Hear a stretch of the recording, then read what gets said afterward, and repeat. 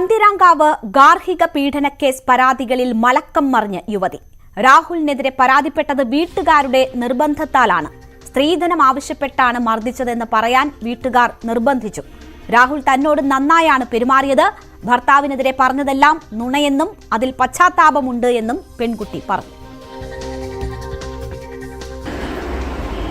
ഒരു മനസ്സിലൊരു കുറ്റബോധമുണ്ട്. ഇപ്പോൾ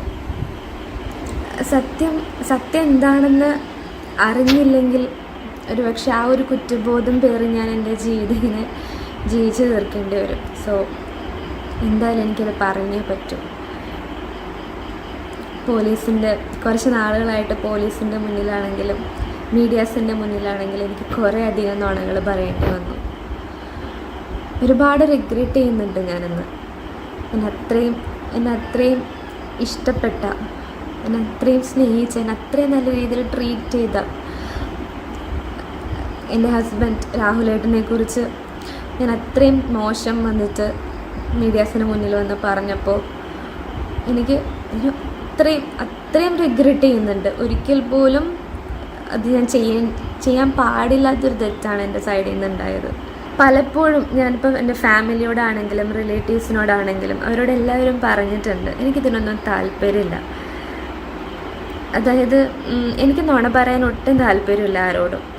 എന്നോട് ഇങ്ങനെയൊക്കെ പറയണം എന്ന് പറഞ്ഞു, ഡൗറി പറയണം എന്ന് പറഞ്ഞു, ഡൗറി പറഞ്ഞിട്ടാണ് മർദ്ദിച്ചതെന്ന് പറയണമെന്ന് പറഞ്ഞു.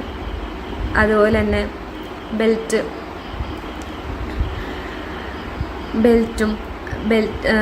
വെച്ച് അടിച്ചതും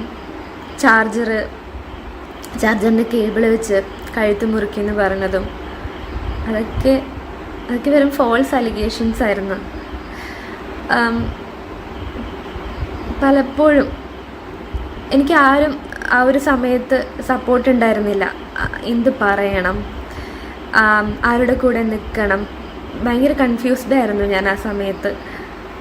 ഭയങ്കര ഷോക്ക്ഡായിരുന്നു. അപ്പോൾ അന്ന് പാരൻസിൻ്റെ കൂടെ നിന്നിട്ട് എനിക്ക് അങ്ങനെയാണ് അന്ന് ചെയ്യാൻ തോന്നിയത്. അതായത് എന്നെ ഒരുപാട് രീതിയിൽ ബ്രെയിൻ വാഷ് ചെയ്തു. ലൈക്ക് സൂയിസൈഡ് ചെയ്യുന്ന പോലും പറഞ്ഞു. അപ്പോൾ അങ്ങനെ കേട്ടപ്പോഴത്തേക്ക് ഞാൻ ഒരുപാട് പേടിച്ചു പോയി. ലൈക്ക് എനിക്കപ്പോൾ ആ ഒരു സമയത്ത് അവരുടെ കൂടെ നിൽക്കണം എന്നാണ് എനിക്ക് തോന്നിയത്. അതുകൊണ്ട് മനസ്സോടുകൂടി ഞാൻ മീഡിയാസിന് മുന്നിൽ വന്നിട്ട് രാഹുലേട്ടനെ കുറിച്ച് ആവശ്യമില്ലാത്ത കുറേ അധികം നുണകൾ എനിക്ക് പറയേണ്ടി വന്നു.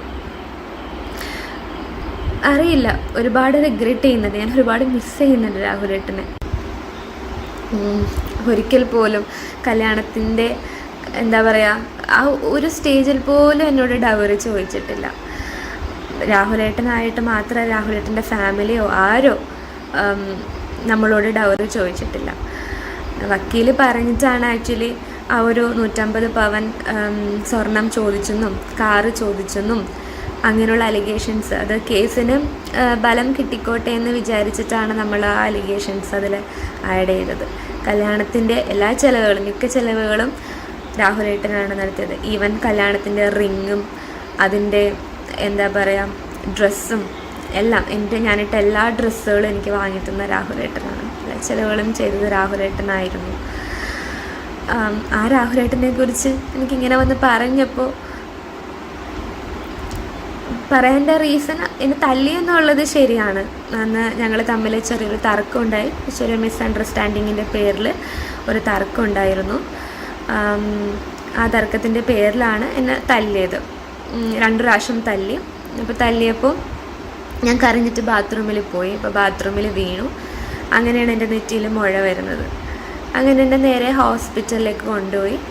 അവിടെ വെച്ചിട്ട് രാഹുലേട്ടൻ പറഞ്ഞു, ഇങ്ങനെ തല്ലിയതാണ് നമ്മൾ.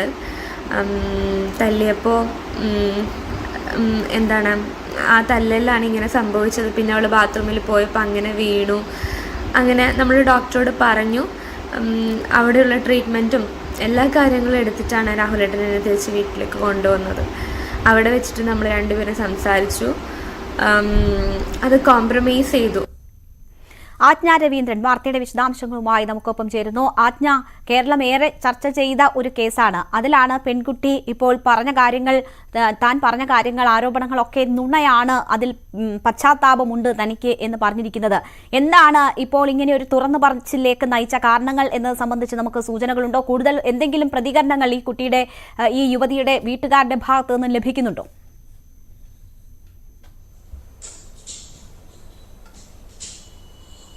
രേണുക, ഇതുവരെ ഇല്ല എന്ന് വേണം. വാസ്തവം അതാണ്. കാരണം ആ കുട്ടിയുടെ അച്ഛനുമായി ബന്ധപ്പെടാൻ ശ്രമിച്ചിരുന്നു. ബന്ധു, അദ്ദേഹം ഒരു അമ്മാവനുണ്ട്, അദ്ദേഹമായിരുന്നു ആ സമയത്ത് നമുക്ക് വിവരങ്ങൾ നൽകിയിരുന്നത്. അദ്ദേഹവുമായി ബന്ധപ്പെടാൻ ശ്രമിച്ചിരുന്നു. അദ്ദേഹം പെട്ടെന്ന് പറഞ്ഞത് തിരുവനന്തപുരത്താണ്, എനിക്ക് അതിനെപ്പറ്റി കൂടുതൽ അറിയില്ല എന്ന് പറഞ്ഞിട്ടാണ് അദ്ദേഹം ഫോൺ കട്ട് ചെയ്തത്. അച്ഛൻ ഫോൺ സ്വിച്ച് ഓഫ് ചെയ്ത നിലയിലാണ്, അദ്ദേഹവുമായി കോണ്ടാക്ട് ചെയ്യാനേ പറ്റുന്നില്ല. അങ്ങനൊരു സാഹചര്യത്തിലാണ് ഈ പെൺകുട്ടി കഴിഞ്ഞ ദിവസം ജോലി സ്ഥലത്തേക്ക് മടങ്ങിപ്പോയിരുന്നു. തിരുവനന്തപുരം ടെക്നോ പാർക്കിലാണ് അത് ജോലി ചെയ്തിരുന്നതെന്നാണ് നേരത്തെ പാരന്റ്സ് പറഞ്ഞിരുന്നത്. ജോലി സ്ഥലത്തേക്ക് മടങ്ങിപ്പോയി. പക്ഷെ അവിടെ അന്വേഷിച്ചപ്പോൾ ജൂൺ 1-ാം തീയതി മുതൽ ലീവിലാണ് എന്നാണ് അറിയാൻ കഴിഞ്ഞത് എന്നാണ് അച്ഛൻ്റെ ഒരു പ്രതികരണം വന്നത്. അങ്ങനെ മാത്രമാണ്. മറ്റൊരു വിവരങ്ങളും അതുമായിട്ട് ബന്ധപ്പെട്ട് ലഭ്യമല്ല. രേണുക സൂചിപ്പിച്ചതുപോലെ കേരളത്തെ അങ്ങേയറ്റം ഞെട്ടിച്ച ഒരു കേസ് തന്നെയായിരുന്നു. കാരണം വിവാഹിതയായ ഒരു പെൺകുട്ടി 7ാമത്തെ ദിവസം ഭർത്തൃ വീട്ടിൽ നിന്നും ഗാർഹിക പീഡനത്തിനിരയായി, അതും അതിക്രൂരമായ ഗാർഹിക പീഡനത്തിനിരയായി തിരിച്ച് രക്ഷിതാക്കൾ വീട്ടിലേക്ക് തിരിച്ചു കൊണ്ടുവരുന്ന ഒരു സാഹചര്യം. അത് അന്ന് നമ്മളുൾപ്പെടെ എല്ലാ മീഡിയവും ആ പെൺകുട്ടിയുടെ പാരന്റ്സിനെ അങ്ങേയറ്റം അഭിനന്ദനാർഹമായ ഒരു മൂവ് എന്ന് നമ്മൾ ഓരോരുത്തരും അവരെ അപ്രീഷിയേറ്റ് ചെയ്തിരുന്ന ഒരു സാഹചര്യം ഉണ്ടായി, അവരെ അഭിനന്ദിക്കുന്ന ഒരു സാഹചര്യം ഉണ്ടായി. ഇതൊരു മാതൃകയാണ്, എല്ലാ രക്ഷിതാക്കൾക്കും ഇതൊരു മാതൃകയാണ് എന്നുള്ള തരത്തിലൊക്കെ ഇതിന്റെ ചർച്ചകൾ പോവുകയും പിന്നീട് ഈ രാഹുലിന്റെ വീട്ടിലേക്ക് നമ്മൾ പോവുകയും അവിടെ വെച്ചിട്ട് രാഹുലിന്റെ അമ്മയും സഹോദരിയും ഈ പെൺകുട്ടിയുടെ മോറൽ സൈഡ് ചോദ്യം ചെയ്യുന്ന തരത്തിലുള്ള അവരുടെ പ്രതികരണം വരികയും അതിനെതിരെ തന്നെ നമ്മളും സോഷ്യൽ മീഡിയയും ഒക്കെ അങ്ങേയറ്റം പ്രതികരിച്ചതാണ്. അങ്ങനെ ഒരു സാഹചര്യം, അങ്ങേയറ്റം ചർച്ച ചെയ്തൊരു സാഹചര്യം ഉണ്ട് ഈ കേസിന്. ഇങ്ങനെ നിൽക്കുമ്പോൾ പോലും ഈ രാഹുലിനെ, അതായത് ബ്ലൂ കോർണർ നോട്ടീസിനുള്ള അപേക്ഷ കഴിഞ്ഞ ദിവസം സമർപ്പിച്ചിരുന്ന സാഹചര്യത്തിലാണ് ഈ പെൺകുട്ടിയുടെ ഈ വെളിപ്പെടുത്തൽ വരുന്നത്. രേണുക, തീർച്ചയായും അങ്ങനെ വളരെ പ്രധാനപ്പെട്ട ഒരു നിലയിൽ കേസ് എത്തി നിൽക്കുമ്പോഴാണ് പെൺകുട്ടി താൻ പറഞ്ഞതൊക്കെ കളവാണ്, വീട്ടുകാരുടെ സമ്മർദ്ദത്താലാണ് കാര്യങ്ങൾ പറഞ്ഞത് എന്ന് പറയുന്നത്. അപ്പോഴും സ്ത്രീധനത്തിന് വേണ്ടി പീഡിപ്പിച്ചിട്ടില്ല, മർദ്ദിച്ചിട്ടില്ല.